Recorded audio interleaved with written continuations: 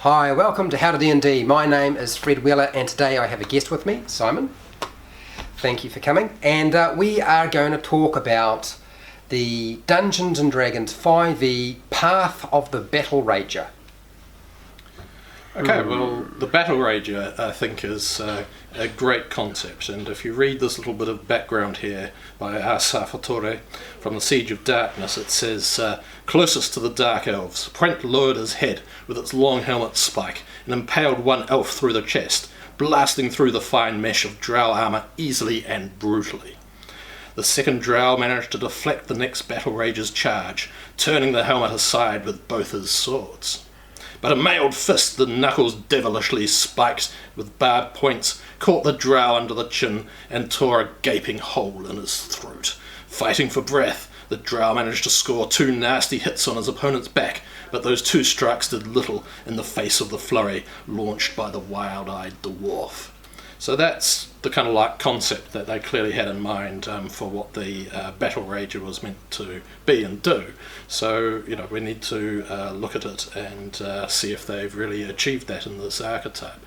I think this has been a bit of a neglected archetype, and I think one of the reasons for that is it's found on page 121 of the Sword Coast book. So, which is one of my least favourite books. In fact, I don't own a copy of it and have no intentions of ever buying a copy of it. So I can understand, and it was not a good sale book. When it came out, very few people purchased it. Yeah, the other thing is with the Adventure League rules, you're limited to the core rule book and one other. So if you decide that you want to be a Battlerager Barbarian, then that's it. You can't use Zenithars or any of the other goodies. Yeah.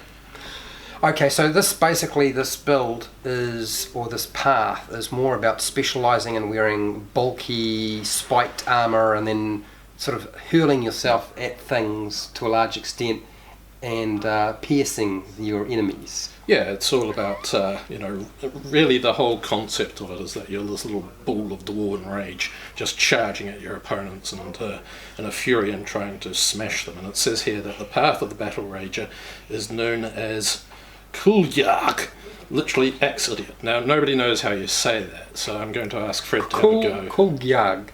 Kuljag. Who knows? Who cares? Yeah, but axe idiot. We'll go with that. Yeah, I kind of think if you sit down at the table, you can sort of have fun telling people that you're a Kuljag, and then when they try to say you're a what, you can talk about how only dwarves can say the word properly. So I think there's some role-playing fun to be had in there. And so it's restricted only to dwarves? Yeah, restricted to dwarves only. So that's pretty much your hill, your mountain, and your dwager. And that's it. But it says that the DM can lift this restriction. So if you're playing a home game, you can ask your DM if you can play another race. So just to ask you, would you allow your players to play another race if they were really keen to play a Battlerager but wanted to play? No, see, I never have an issue usually with races. But different class archetypes that I'm a bit more selective about, and usually I've been going with just the Player's Handbook and Xanathar's Guide to Everything. But when somebody says, okay, this, usually I say, well, I don't know anything about it, so get the book or have the information so we can look at it. But usually I don't want to look at all that stuff anyway half the time. Yeah, well, it does mean you have to make a decision, but if I was DM, I think I'd let somebody else play it, for the simple reason that they're not playing the Bear Totem Barbarian as much as anything. But I can kind of see this build being great if you're a half-orc, and absolutely hilarious if you're a gnome, so I'd allow different races for sure, but, so the first feature, I guess. Yep, let's break it down. So we've got the Battlerager armour, and that you get at 3rd level. Correct? Yep, that's your 3rd level ability. And that basically means that you can wear spiked armour and it has a little sidebar explaining... Oh, there goes that motorbike. Explaining the armour and how it works, and what is it, a bonus action if you make you can make a melee attack, and if you're wearing the spiked armour and you're raging, and you get to basically use your strength modifier and proficiency, I believe, is that correct? Yeah. For your attack, and then the damage is 1d4 plus whatever strength, I'd imagine. This is one thing that I think is really badly written in this particular one, because if you read later spells and things like that, when you conjure up a magic weapon with Shadow Blade, for example, it tells you exactly what it is. It's a simple melee weapon, and it goes on for some time, but it never really defines what how the spiked armor weapon actually works, and it never actually says that you get proficiency with it. But I would assume that you did, because otherwise it makes zero sense to have this ability at 3rd level. And it also says that while you're raging, you can use a bonus action to make a melee weapon attack. And this does, to me, leave the question open as to whether you can attack with it as a normal attack, even when you're not raging. And is that all covered on you gain the ability to use the spiked armor as a weapon? So I'm going to presume it does, because otherwise you're going to be restricted to a very bad bonus attack when you're raging. So I think they could have really written that a lot better. And there's also the little addition here that when you use the attack action to grapple a creature, the target takes 3 piercing damage if your grapple check succeeds. And that's just a little sort of benefit. But how often you're going to be using that depends really on how often you grapple. And it's not a huge amount of damage either. So it's in the little sidebar down here. Yeah, no, I've seen that. Yeah. So you make some good points, but I think the intention is that it's used in terms of a bonus action rather than an action, and that the action be used with whatever weapon you're holding in your hand. I think that's the intention behind it, rather than it be used as an action. But it's not exactly something we're going to be able to find anything on in Sage Advice, because I don't think I've ever seen anything regarding the Battlerager on any details whatsoever. So it's not going to help us. No, I think it might be worthwhile asking if you're going to use this in an Adventures League, but otherwise it's probably best to assume that you can only do it with your bonus action when you're raging. But the little sidebar down the bottom talks about spiked armor, and one of the big drawbacks I feel of this archetype is that your AC is only 14 plus your dexterity modifier, and that's not that wonderful, because it means obviously that you'll never be able to benefit from the unarmoured defence, which can quite often give you a better armour class, especially as you level up, than just AC 14 plus your 2 dex modifier.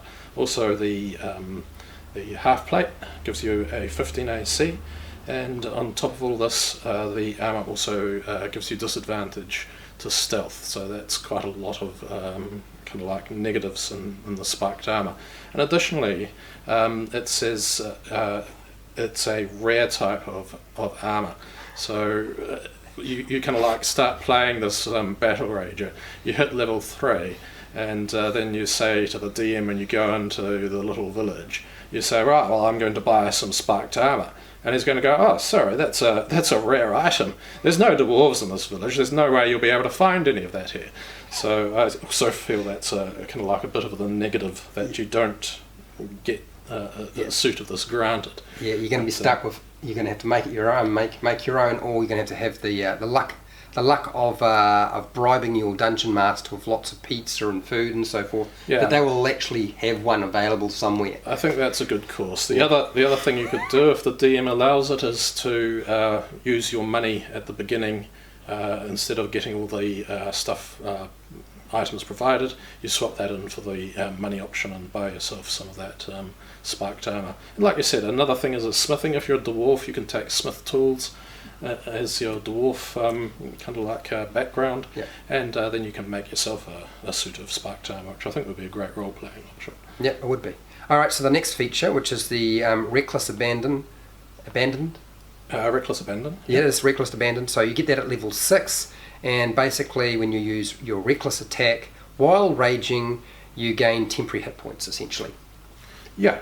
I think this is actually a brilliant feature, and this is easily the best thing that they get. And also, it's something that tempts you to play the entire archetype, because getting temporary hit points every round, if you're a barbarian, is massive. Because if you're if you've got it's equal to your Constitution modifier, so when you pick this up on level 6, you've probably got at least a +3. And since you're a barbarian, when you get hit and damaged, those temporary hit points are effectively damage to all intents and purposes, because you've got the reduction to your damage as a raging barbarian.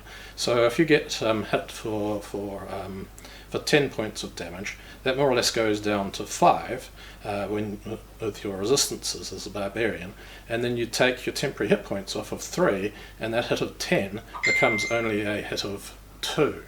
And so if you compare that to the fighter who gets hit, who's taking 10 damage each blow, it's going to mean that you can take a huge amount of punishment if you're recklessly raging. And you will need to take a lot of punishment if you're recklessly raging and using the reckless attack and the reckless abandon, because you're going to be hit all the time, because whilst you get advantage to hit, everybody else gets advantage to hit you.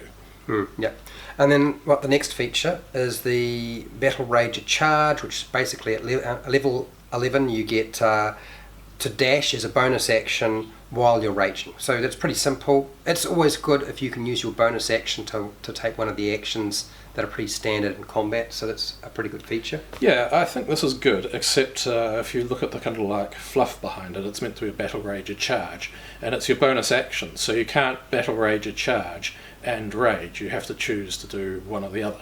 So I think that's sort of self-defeating, and I think maybe they could have put some wording in there to allow you to use it as part of starting a rage as well. And the other thing is, I just feel it's a bit of an insult in a lot of ways, because if you actually choose the Eagle Totem path at level 3, you get the same ability, but also everybody who takes an opportunity attack against you has disadvantage on that attack. And this is a level 10 ability, and the Rogue gets this ability in Cunning Action at level 2. So I feel that for a level 10 ability, it sort of lacks something, but getting extra move is always good. Well, this is at level 11 rather than level 10. Pretty sure. Is it level 10? Oh, it is 10, it's not 11. Alright, okay, my mistake. Alright, so then the last feature is level 14, right? Yep, level 14. Okay, and that's spiked Retribution. Yes. Okay, and so this thing, if your enemy, I kind of find it amusing, if your enemy decides to be stupid enough to attack you with a melee attack, and they're within 5 feet, and they hit you, they take 3 piercing damage. That's it. Yeah, I actually think this is dreadful. 3 points of damage if you are raging and also aren't incapacitated and are wearing your spiked armour. And this is level 14, and the creature has to be within 5 feet. So if you're level 14 and a goblin runs up and attacks you, he's got 7 hit points. That means he can wallop you 3 times before he dies impaled on your armour spikes. And when you compare it to the other level 14 abilities you can get from various other barbarians, it's just really somewhat lacking for a level 14 ability. So I think that's a pretty bad feature as well. So as an overall thing, to sum it up, I think that the Reckless Abandon is brilliant, and it's almost worth picking this archetype just for that. And I think the Battlerager armour is not well written, but I think it's pretty good, and more importantly it's pretty flavourful, although it does lock you into using that spiked armour, which doesn't give you the best AC, and it may be difficult to obtain. And on top of that, it's very unlikely that your DM's going to give you a magic spiked set of armour. And also, I didn't mention it before, but your spikes, if you have a magical suit of spiked armour, does that make the spikes magical? Do they count as magic for attack, or do you separately enchant them? I think there's a whole lot of mechanical problems which just come up with this, which you'll have to argue about with your DM at your leisure. But I'd encourage the DM to be generous on this front, because you're not playing the bare totem barbarian. The last couple of abilities, Battlerager Charge and Spiked Retribution, I think are really quite rubbish myself. And I sort of feel that if you play this barbarian, you probably should be looking at multi-classing after level 6, possibly at level 8 after you've got that all-important feat. What are your thoughts on any thoughts? Pretty much. I looked at it and I thought, it's kind of cute. It's got a few things there that are sort of nice, but yeah, it's not great. Yeah, it's not great. Which is a good reason not to buy this book or play it. It's amusing as a concept, but it's mechanically sucks, essentially. Yeah, that's basically it. So but I thought I'll have a go at making a build with one of these guys. I'll try to make it eventually legal, and we'll see what everybody thinks. Yeah, fair enough. All right, well, thank you, Simon, for all of that. It was very educational, I have to say. So thank you for watching, and if you enjoyed this, then great. I have hundreds of videos for players and dungeon masters, which you're welcome to go and check out. If you want to support the channel so I keep doing stuff like this, I have a Patreon page, I have affiliate links to the book depository and Amazon, I have a merchandise shelf. Make sure to share, like and subscribe, hit the bell button to be notified when I go live and when I publish new videos. Thank you, Simon, again. Thank you. And hey, till next time, keep rolling those 20s.